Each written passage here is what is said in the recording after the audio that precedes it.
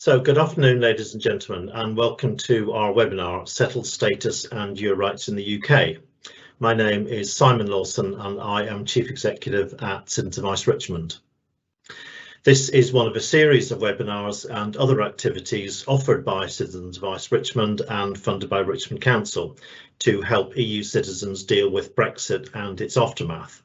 We also offer presentations, talks and one-to-one advice. Shortly, we will do a 40-minute presentation followed by questions. So I'm now going to hand over to our expert advisor to begin his presentation. Good afternoon, ladies and gentlemen. My name is Mike Harron and I'm the EU caseworker at Citizens Advice Richmond. My post is funded by Richmond Council. My job is to advise EU citizens and their families on applying for settled status, that's permanent residence in the UK, and other matters such as nationality and your rights after Brexit. This afternoon's webinar is entitled Settled Status and Your Rights in the UK. And what we'll be looking at is a quick look at the settled status process. Most of you, of course, will already have applied.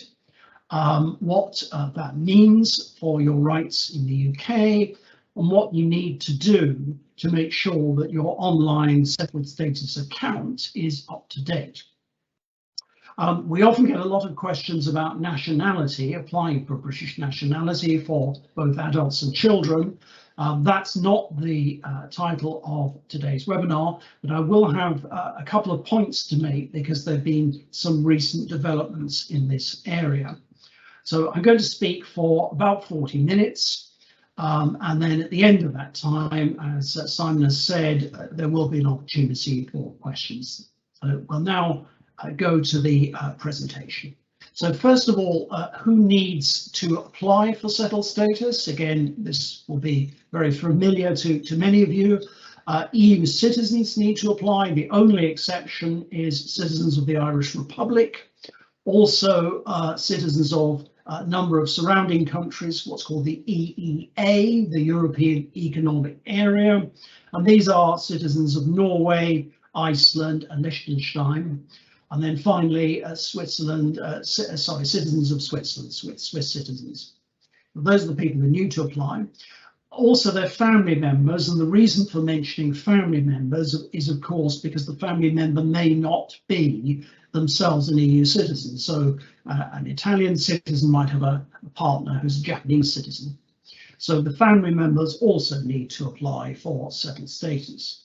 And importantly, children need to apply, children however young. And we emphasize this because we have come across cases of adults applying for themselves and not realizing that young children do need to apply.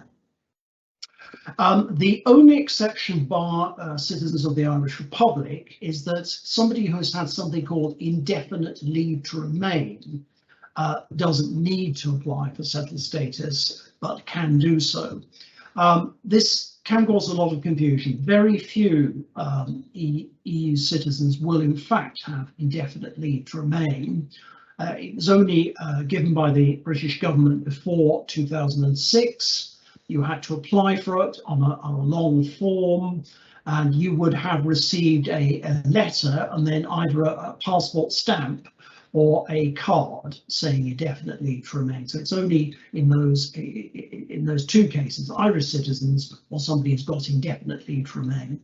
Now that doesn't mean that somebody who's had all sorts of various residence documents that were issued between 1973 and 2019, they don't count. And similarly, you might have a document called permanent right of residence, and even that doesn't count. So it's only indefinite leave to remain that exempts you from applying. So again, most of you will of course have applied, and I'm sure you're all aware that the deadline for applications was the 30th of June 2021. Now, if an application was made before that date, but is still remaining to be decided, and apparently hundreds of thousands of applications were made in June, so there is a big backlog, you continue to have your existing rights remain. So you continue to remain eligible for working and renting, and of course living in the UK. So application not decided, made before the 30th of June, existing rights continue. Now, what happens if late applications are made? This could, of course, apply to some of you, but also people you know. Well, the government has said that late applications will be accepted. They've set out a number of examples. In fact, it's very difficult to see how a late application would not be refused. Ignorance of the scheme, needing help with the technology, needing to get advice, delays in having your own passport renewed due to the COVID crisis. All of those will be acceptable reasons.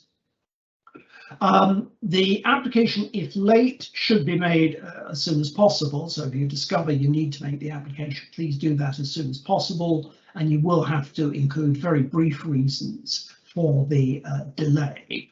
As you'll hear at the end, we can assist with your application, and we can advise on you as to how to make it. But briefly, the application is made exactly as you would have made the application before the 30th of June. The only difference is you need to briefly say why the application is needed. Now, just a word about pre-settled status, because this sometimes does cause confusion. So pre-settled status, unlike full settled status, is, if you like, temporary residence in the UK for up to 5 years. So settled status is residence, it's long-term permanent residence in the UK. So settled status is for those who haven't lived in the UK for 5 years at the date of the application. And it can, of course, be changed to settled status after 5 years living in the UK. Note that after 5 years living in the UK, you don't have to wait to the expiry of your pre-settled status. So pre-settled status is given for 5 years, so you don't have to wait until that time has expired. You merely need to wait until you have lived in the UK for 5 years. And the procedure for changing from pre-settled status to settled status is exactly the same.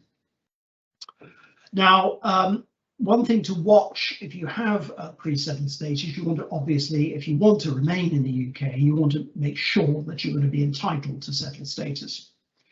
Now, settled status requires you to be living in the UK for 5 years. Absences, of course, are allowed for things like holidays, but you must make sure that you're not away from the UK for more than 6 months in each of the years that you rely on.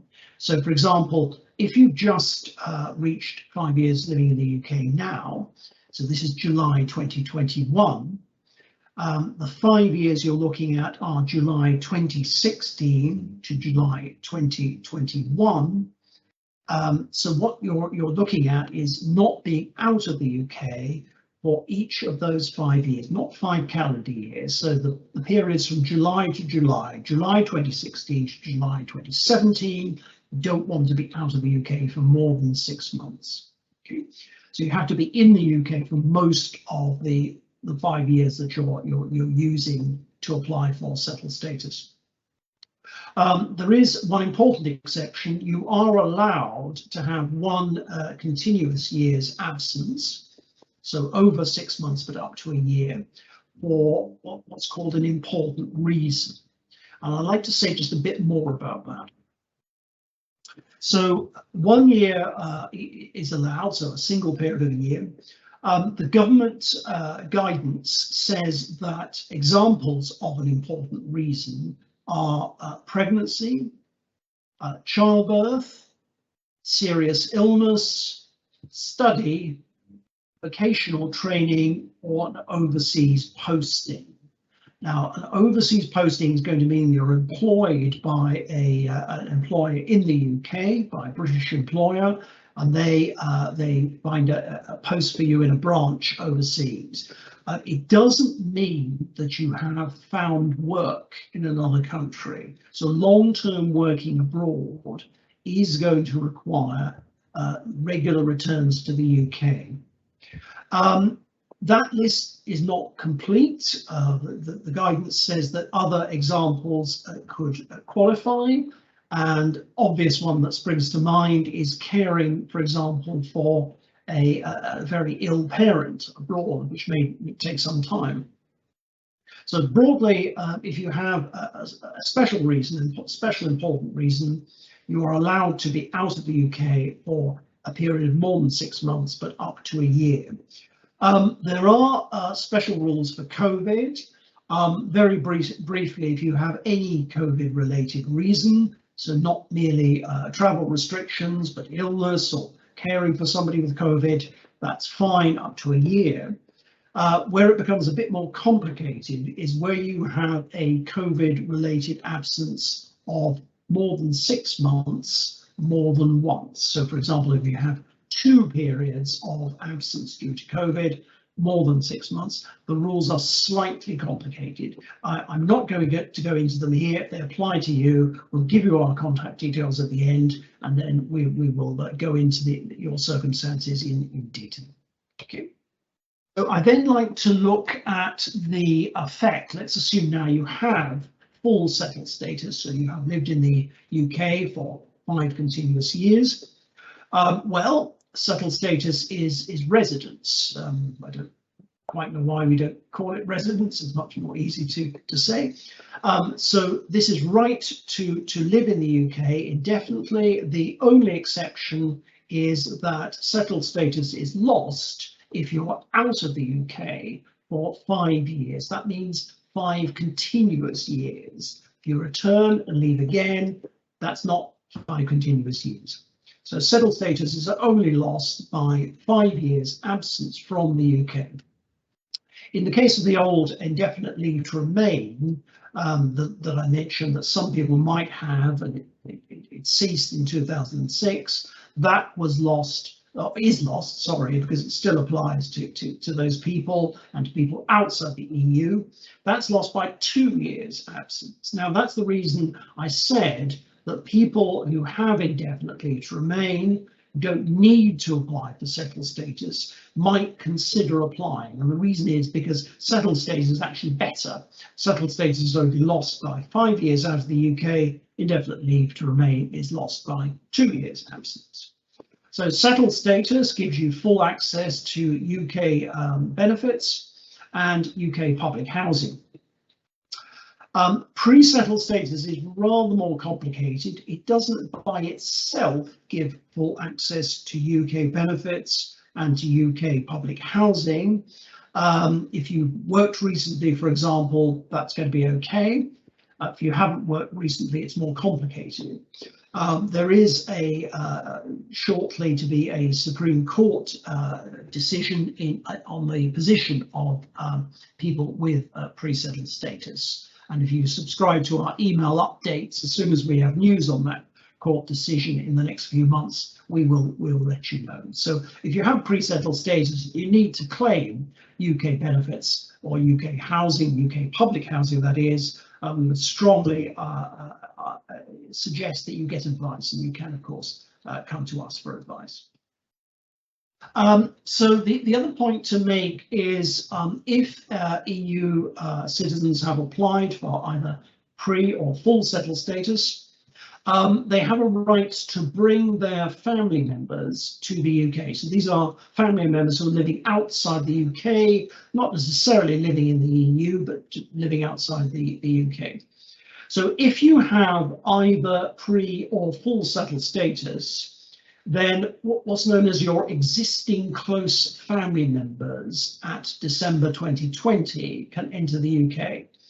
Now, what that means is that, except in the case of children, the relationship must have existed at the latest at the end of December 2020. So if it's a new relationship, the ordinary rules, the ordinary immigration rules apply to EU citizens as to anybody else. But if you've got an existing family relationship as at the end of December 2020, then there is a special right of entry. It applies to what's called close family members. That's quite a large group, but it's not unlimited. It applies obviously to a spouse, a civil partner, or an unmarried partner. It applies to a child or grandchild, not just under 18, but under 21. It applies to a dependent child or grandchild of any age, and it applies to a dependent parent or grandparent.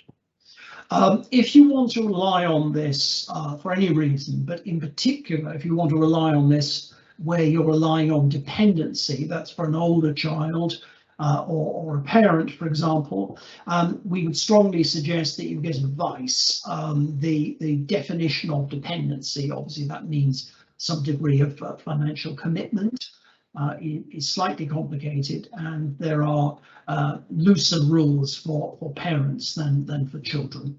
So I'm not going to go into further detail there, but please be aware that there are special rules that apply to people with pre or full settled status where they want their family members to join them in the UK. In the case of children who are born or adopted after December, so they're not existing family members, they can enter the UK at any time, providing one of the parents has either pre or full settled status. So those are the particular rules on family members.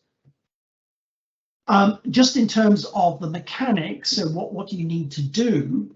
Well, if you are an EU or the surrounding countries I mentioned, the 4 additional countries, if you're a citizen of those countries, I'm going to say EU citizens from now on, because the vast majority of our audience are almost always EU citizens. You can actually apply for pre-settled status using the online form before coming to the UK. And then, of course, once you've been in the UK for 5 years, you can then apply for full settled status. In the case of what's sometimes called a third country citizen, that means, so it's a family member, but the family member is not themselves a citizen of the EU plus the other countries, then you have to apply for a permit first. It's called an EU settlement scheme family permit, a family permit. And then once you're in the UK, then you apply for pre-settled status. And once again, when you've been in the UK for a full 5 years, then you can apply for full settled status.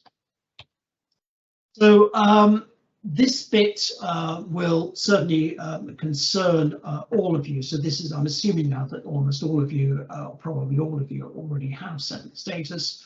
I mentioned a bit about family re-entry, but the important points are, what do you need to do from now on? Well, you would have received a decision by email with the outcome. So this will be an email that says we have now reached a decision, and there is an attached letter which goes into a bit more detail. Perhaps I should say a word about the letter, because this sometimes causes confusion. The letter mentions indefinite leave to remain, and I've already mentioned indefinite leave to remain in another context. Rather confusingly, the British government use indefinite leave to remain generally for non-EU people, but they call indefinite leave to remain settled status for EU citizens. So if you like, settled status is a type of indefinite leave to remain, but there still is the distinction between actually having indefinite leave to remain before 2006 and applying for settled status under the new scheme from 2019. So there is the distinction, and I'm going to use settled status for residence rights for EU citizens. So the letter will say you have, under the settled status scheme, you have indefinite leave to remain, but all that means is you have settled status, you've now got residence. The status is recorded, of course, on the government computers, and there is no residence card issued to EU citizens. There was a vote last autumn in Parliament, and I'm afraid the government won, and they are insisting there will be no residence cards from now, and for new immigration categories that will also apply. So it's not just for EU citizens. In practice, we find that the letter that's sent with the email, the attached letter, is accepted by local councils and for benefit claims. That we give advice, obviously, to a lot of people that in our experience, councils and benefit claims are not requiring access to the online account. The NHS and the Benefits Department, what's called the Department of Work and Pensions, and the Tax Department, HMRC, have access to the online record, so there's no need to access your online account if you're for things like hospital treatment, benefits claims I already mentioned, and dealing with the tax authorities. If you have a family member who is not an EU citizen, they will already have something called a residence card, a biometric residence card, and they can use that as proof of their residence. Now, importantly, it's worth mentioning that your account will have obviously the details you gave when you applied, and importantly, it will have your existing passport number, your mobile phone number, or your email address. And the reason for the last two is because as part of the signing in, you are sent a text message or an email, and you click on those, or you enter the text number, and that's proof, if you like, to avoid anybody else getting into or accessing your account. It is worth, you don't have to, but it is worth updating your details, and in particular the passport number. And to do that, I've given you the link there. It's very easy. And in particular, the reason it's worth changing your passport number is because at the airports, if you have a modern biometric passport, and most passports will be, then you can go through the gates at the airport, and your settled status will be registered against your passport number. But that's fine with your existing passport. But if, of course, you change your passport, the passport details will be different. You won't be able to go through the gates. You'll be held up. There will be a delay. The immigration authorities can, of course, access your details, but it's going to be inconvenient. So we strongly suggest that, in particular, when your passport number changes, that you do change your details on the account. I actually advised on this today, and just a word of warning, some countries do require you to hand in your old passport. So please remember to make a note of the old passport number before you apply to renew your passport. The reason is because you'll need the old passport number to get into the account. It's like using your old sign-in, and then after that, once you're into the account, you can put in the new passport number. The other reason, so that's getting in and out of the country, why you might need to prove your status, is because employers and landlords are required by law to check immigration status before they employ somebody or before they rent property to them. So I'm going to say a bit more about that. Now, the way that employers and landlords do the check is you will have to, if you like, give them permission to look at your online details. And obviously you don't want to give out all your personal details and have them accessing your account forever. So the way this is done is you go into the what's called the View and Prove page. The link is there, and you then enter your passport number, your date of birth, and a mobile or email address. And then that gets you into the account, and then you do three more things. You press on Prove Your Status, you press on Create Share Code, so that gives a number, if you like, to the employer, and then you can either give or print out or email the employer or landlord with the code, and within 30 days they can then access your records. So I'll just go through that again, because I think apart from going through the airport, this is going to be the time when you're going to find that you need to prove your status. And in due course, this will also apply to all non-EU citizen, non-British nationals as well. So it doesn't just affect EU nationals. So to prove your status, you go to that link, what's called View and Prove. What you'll need is exactly the same information to get into the account. So the passport number, your date of birth, and then either, you don't need both, you either need a mobile or an email address. Again, a code is sent to either a text or an email message is sent, and that allows you to get into the account. And then when you're in the account, you click on Prove Your Status, you click on Create Share Code, that produces a number, and then that allows the employer or landlord to check your status. It's valid for 30 days. After that time, they can't get into your account. It's then for the employer and landlord to access your account and to keep proof of your status on their files. That's what they're required to do. You don't do anything after that. Just before we wind up, I'd like to say a bit. I know I said I wasn't going to speak about nationality, but there are two issues which are a big concern for EU nationals. First of all, there's the question of the registration of a child as British. And briefly, there are two main ways a child can be registered. Registered means automatically becomes British. First of all, I'll do the second one first because it's less common. A child is born in the UK and lived here until at least the age of 10. That's the first one, but more commonly, a child is born in the UK, is still a child, under 18, and then one or both parents get some kind of long-term status, so they could become British. Most common one is they get settled status. I won't talk about the other categories. So the common example will be a child of an EU citizen. The EU citizen, the child is born in the UK. The EU citizen gets settled status. That's full settled status, not pre-settled status. The child can then apply to register as British. Now, the problem to date has been that the incredible fee of over £1,000, £1,012. It's a lot of money.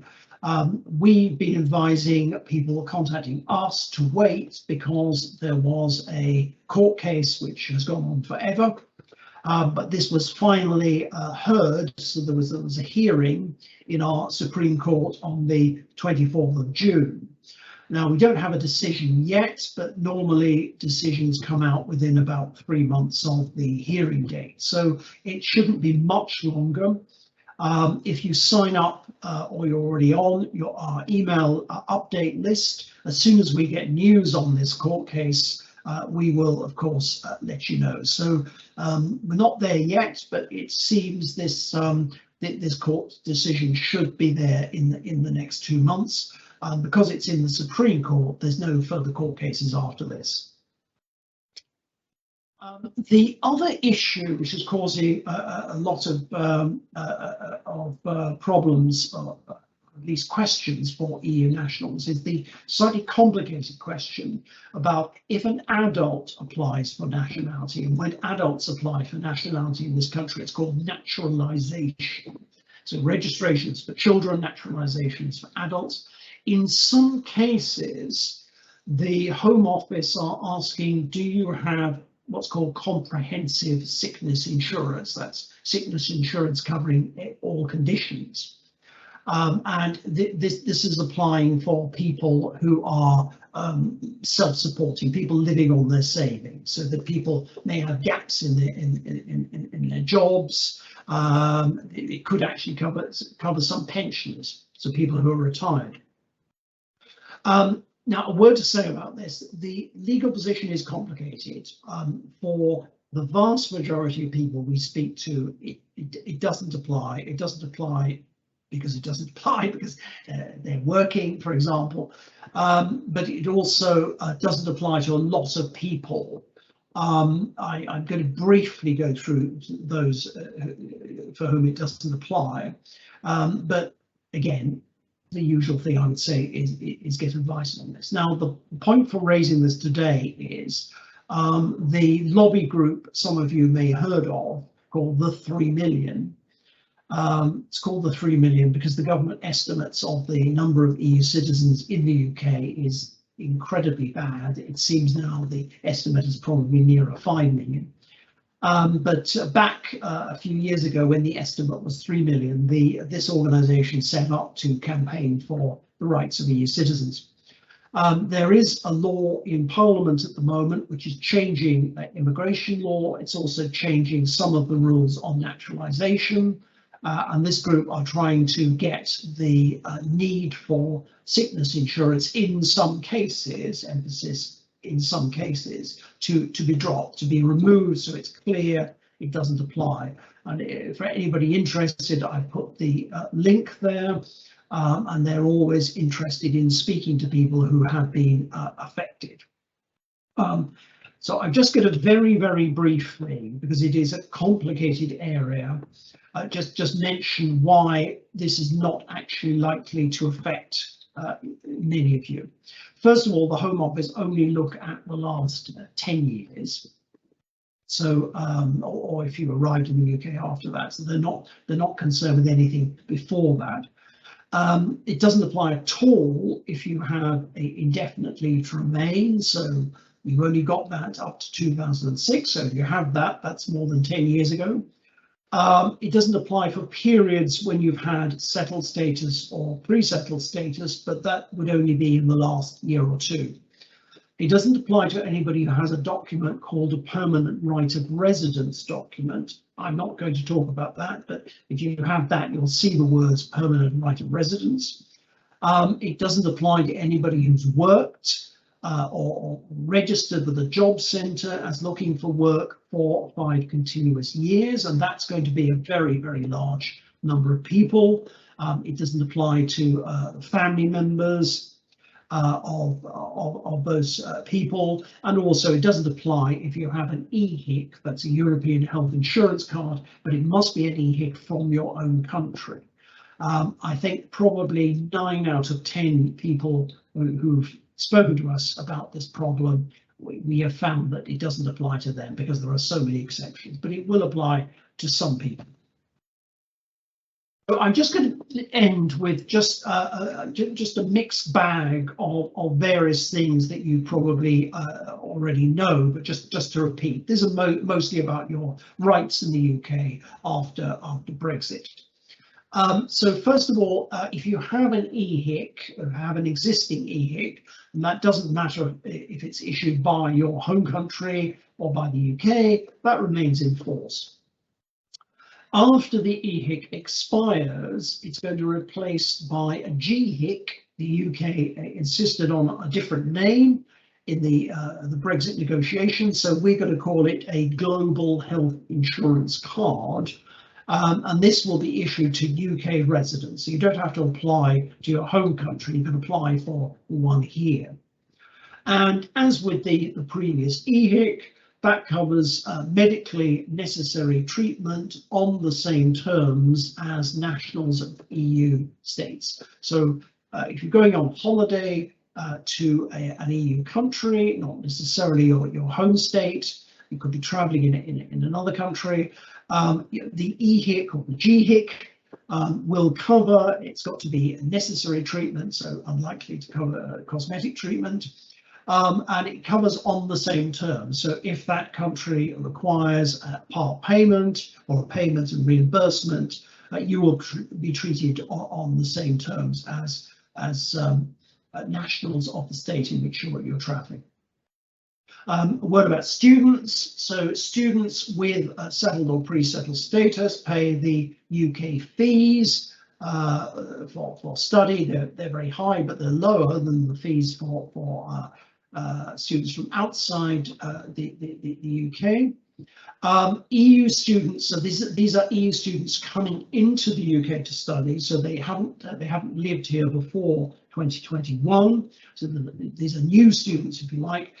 Starting courses from now will pay the higher foreign fees. So this year UK fees are paid by EU students, but from next year the higher overseas student rate will apply.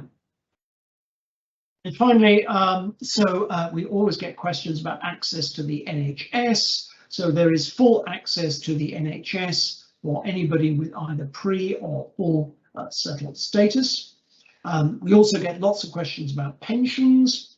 Again, there is no change with respect to pensions. And in particular, if you move, as of course many of you will, you've worked in various countries, you worked in your home country, you might have worked in another country, and then you work in the UK.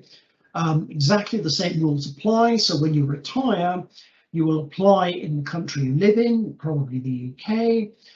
The UK authorities will then link up with the payment systems in the previous countries where you worked. Account will be taken of your contributions, so you won't lose out. So for example, in the UK, to get a full pension requires 30 years contributions. So you could have worked in 6 other EU countries. Those contributions will be taken into account and you will receive your UK pension. And again, there are rules to make sure that you don't lose out. You know, if you would have obtained a pension from your home country, depending on how many years you lived there, again, account is taken of the time you lived in the UK. So you don't lose out by travelling. And again, many of you will know that the UK state pension is increased annually, and if you live in another country, it may or may not be increased. But the Brexit agreement means that all of the EU, all of the EEA states plus Switzerland, if you move to any of those countries, you will receive the same increase in your state pension as if you remained in the UK. We've got some information, perhaps I'll just tell you what it is. I promised you our advice details. So here is our website. You'll probably find it's easier to email us. So the first link is our email form, because then we have all the information we need. It's very easy for us to answer your query. But if you prefer, we have a phone line. Monday to Friday, 10 to 4, that's a free phone number. And then finally, as I said, you can sign up for updates, because there are still some legal changes awaited. I mentioned 2 of them: the fee for registering children and the question of health insurance for adults applying for British nationality. So as soon as we have word on those court cases, we will email you. And then some information from the government. So first of all, how to prove your status. There's the link there. There is the complete information about the rules on adults becoming British citizens. For registering children, I've actually used the material from the Children's Legal Centre, because I think that's much clearer than the information from the government website. On the settled status scheme, there is government help. Now, I know there's been a lot of criticism in the press and also from our clients about difficulties, particularly in getting through on the phone, but also emails. But bear in mind that there were hundreds of thousands of applications in June, and that undoubtedly explains some of the difficulty. A year ago, we were able to get through to the helpline relatively quickly. So once that backlog has cleared, you should find it much easier. If you have problems getting into your account because you want to check your details, you want to change them, you want to change your passport number, as I say, the way to do that is to either fill in the online form, which is the first link, and there's the details of the helpline and the opening times. So that was the end of the presentation. Thank you very much, and we've now got a chance for questions. Thank you. Okay, Mike, our first question is, I have settled status, but is it true that if you do not want to apply for citizenship, a British citizenship, that you will need to cover your own healthcare privately in periods where you're unemployed or you're studying? Is that true? Yes. Yes, thanks, Bradley. Yes, that's a very good question. Really, the question is really asking a bit more about this question about healthcare and applying for citizenship. So just to emphasise, it's only an issue if you're applying for British citizenship as an adult. It doesn't affect you otherwise. It doesn't affect registering children for British nationality. Of course, you do not have to apply for British nationality. That is your decision. I didn't mention, because that wasn't what we were talking about, but you need to check, does your home country allow dual nationality? Does it allow more than one nationality? Because that can be an issue. Now, I'm afraid I can't answer the questioner's particular details, because I would need more information. So I'll do my best. So it's not going to apply for periods of working. So, for example, if you've worked for the last 10 years, because the Home Office only look at the last 10 years, it doesn't matter what you were doing before that, so that won't apply. Periods of unemployment are slightly complicated, because if you register as unemployed, that means basically apply to a job centre. You don't have to claim benefits, but you have to be signed with a job centre. We say registered with a job centre. Then you still count as working. It seems slightly odd, but you do. So periods of unemployment are not likely to be a problem, providing you have registered with the job centre. Studying is more difficult, because studying, if you're not working, does require health insurance. But again, because there are 6 or 7 exemptions, we would need to look at those. So can I suggest that the questioner just goes back through the slides? We have an email form, and if he or she could just send a bit more detail, exactly what the period they're talking about, what they were doing during that period, and I should be able to answer that in a few days. Our next question is, I have pre-settled status. Am I now entitled to help through benefits and housing? Again, this is another question where we really need a bit more detail. So it's a complicated question. It's complicated for this reason. If you're just saying I have pre-settled status, by itself, that's not enough to claim most benefits. And public housing. So it's public housing we're talking about, not renting privately.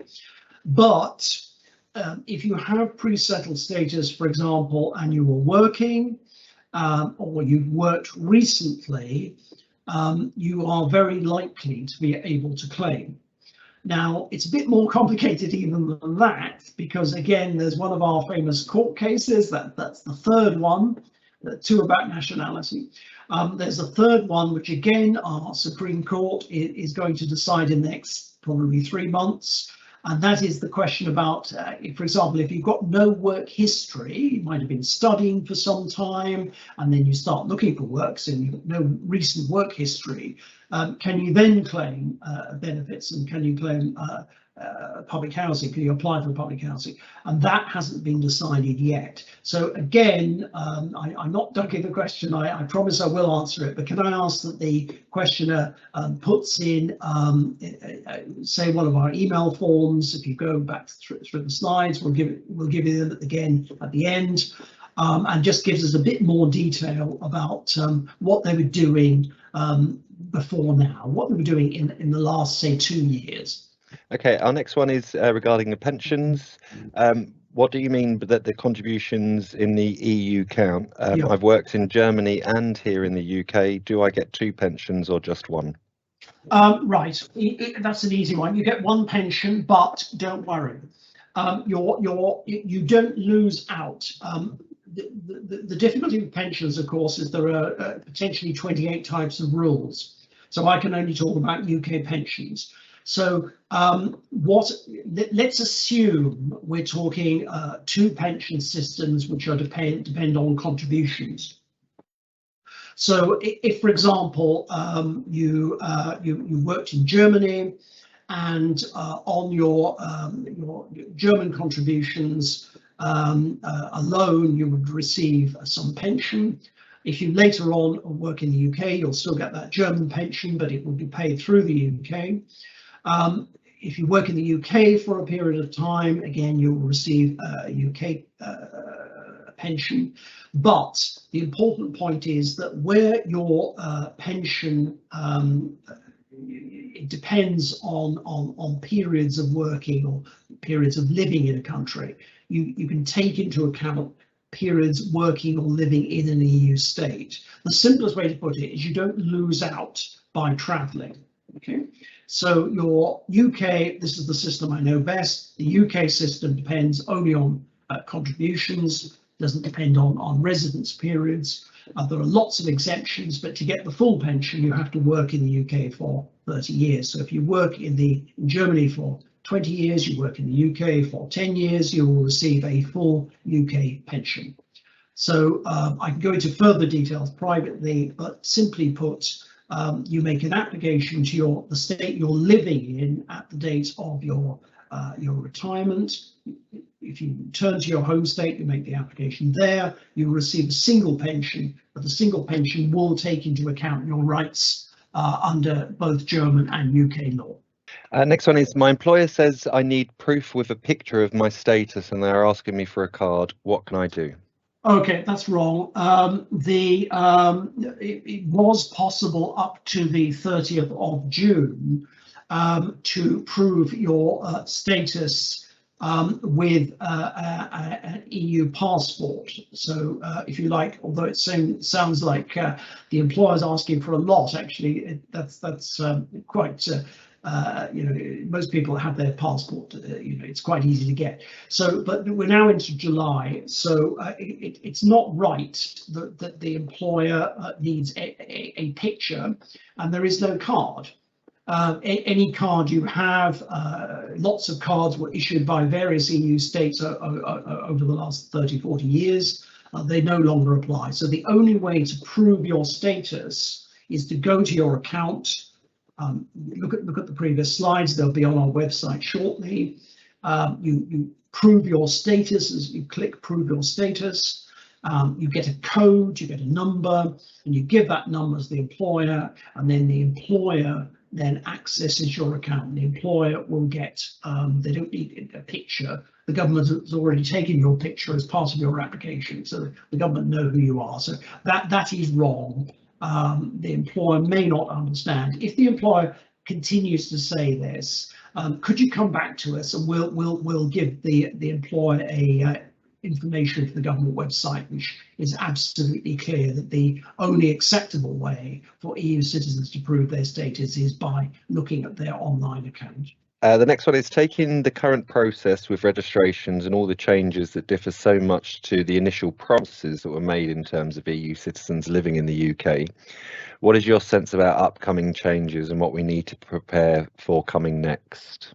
Well, I mean, there's really no upcoming changes in relation to the settled status scheme. Of course, there've been problems with it. The big problem is the backlog. Because people who made the applications in June are going to wait months, because there are some estimates say up to 500,000, but certainly hundreds of thousands of applications were made in June in time, but some might say late.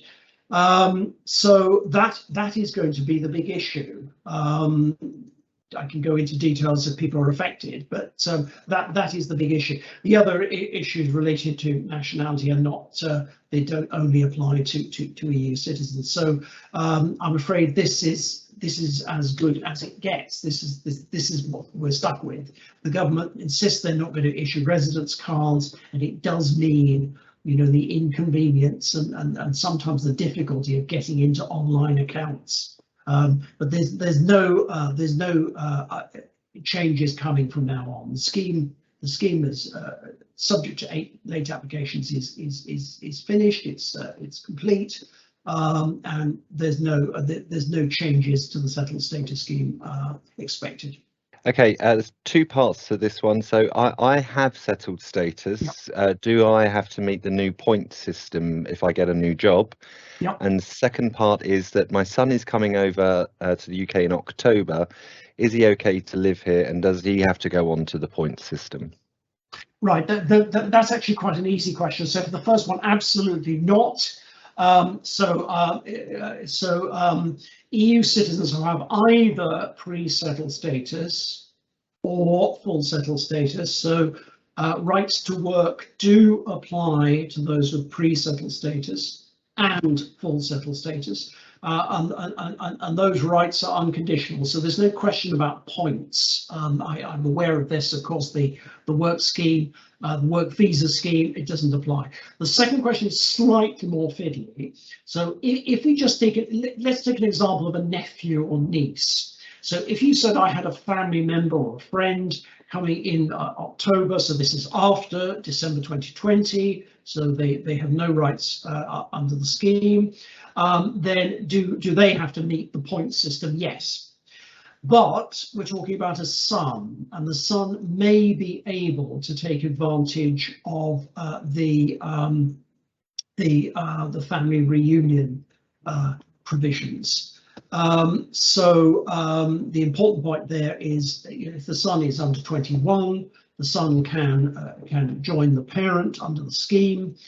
If the son is over 21, it's slightly fiddlier because you have to show what's called dependency. You have to show some kind of financial support from one or both parents to the son. So if there's a possibility that the son, let's assume the son is over 21, could apply for family reunion, which means they can come in and they can automatically work. They don't have to apply for the point system. If that's a possibility, if there is some dependency going on, then I would ask the questioner, because I need more detail on this. So first question, no pre-settled status, settled status, no points requirements. If we just take the second one as asking if an EU citizen without any family connection came to the UK, now, yes, and exactly the same rules, apply to people from the EU as people from outside the EU. Same rules apply. The point system, the work visa system, but in the case of a close family member, obviously including a son, there may be a possibility that the son can come in, apply for pre-settled status, has a full right to work and doesn't need to use the point system. So again, I'm sorry to keep saying this, but it's sometimes difficult at these talks because we don't have time for a great deal of detail in the question. So if the questioner thinks the family reunion scheme might apply, if they could complete the email form, I will get back as soon as possible. I have pre-settled status, but I'm retiring next year, so we'll only have 3 years worth of work. Can I still get settled status? That's a very good question, and sometimes, after having given these talks, it's sometimes easy to forget the basics. I should have mentioned when the settled status scheme first started, was first proposed in 2018, the government followed the withdrawal agreement. And basically, we're going to insist that EU citizens had worked for 5 years in the UK. That's the agreement covering British citizens in the other EU states. However, the then Home Secretary, now the Health Secretary, decided to drop the requirement for working. So full settled status now requires only residents, that's living in the UK for 5 continuous years. Remember, you can be out of the UK for a lot of time. You'll be out of the UK for nearly half the time, 6 months, but it doesn't require working.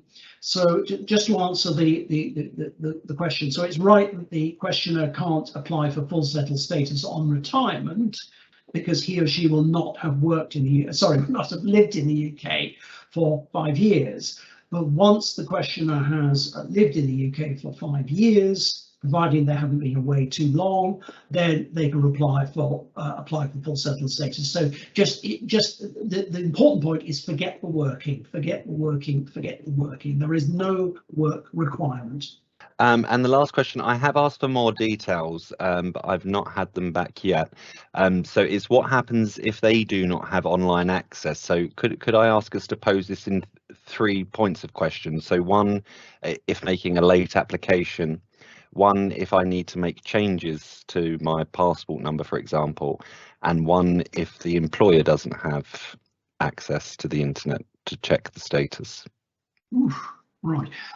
Yeah. So the first one is easy. That's very easy indeed. So if you're making a late application, so the application hasn't gone in yet, and you have problems about using computers, there's 2 stages. One, you need a phone with a special app on it. You need to basically scan your, if you like, photograph your passport and your face. That can cause problems. And the second part is there is a form on a computer. It's called an online form. That first question is easy. Come to us. We'll help you do it. That's what we're here for. So that's the first point. The second one is more difficult. Briefly, so let's assume you've come to us. So we've helped you with the application. And then later on, I think the question was something about changing your details.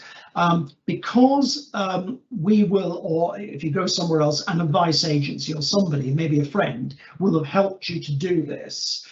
What they will have done is, if you like, they will have created for you an online account. So they'll have created somewhere that's private to you. Yep. So you will have an account, even if you have problems getting into it. So but basically, somebody will be able to get you back in because the information they need is you will have. So, for example, you'll have a passport number, you'll have a phone, or you'll have an email. If you don't have those, we can use one for you. So once somebody has set up an account for you, while you may have a problem getting back in, you're always going to be able to get somebody to do that for you. The third one has actually slightly thrown me. It's very unusual for an employer, unless it's a tiny employer, somebody employing a cleaner, who probably illegally doesn't carry out an immigration check, but they should. It's probably unusual these days for an employer not to have internet access. But again, you see there is help with libraries, citizens' advice. We don't normally advise employers on rights at work, but this is advising employers on how to prove immigration status. So there is always somebody that's going to be able to help an employer. But I have to say, in my experience, the third one is rare. So don't worry about the first one. Once you've got the account, somebody will be able to get you back in. And the third one, there are places that can advise employers as well as EU citizens. So thank you, ladies and gentlemen, very much for attending our webinar this afternoon, and I hope you all found it useful. Remember that although the webinar is finished now, we are still here for you. We have a special project to help EU citizens in the borough funded by Richmond Council. However, this service is due to wind down by the end of September, so if you need advice from us, please don't delay and get in touch with us as soon as you can. At the moment, we can only offer advice by phone and email, and in some limited circumstances, we can make appointments for people. But details of how to contact us are on the website at citizensadvicerichmond.org. So please contact us for advice if you need it, and please don't delay because this service will end by the end of September. As Mike said, we also have a special mailing list for EU citizens living in the borough, and we can bring you up-to-date news about any changes that come out or any developments around the settled status scheme or anything else about your rights in the UK. So please sign up to our mailing list, and the details of that again are on our website. So I'm just going to finish off by saying thank you very much to my colleague Mike for his expert presentation and also dealing with some of the questions that were answered today. I'd also like to thank behind the scenes Bradley and David, who have worked so hard to bring this webinar off. And finally, I'd like to thank Richmond Council, who have funded this project for the past few years. So that's the end of our webinar now. Thank you very much for attending.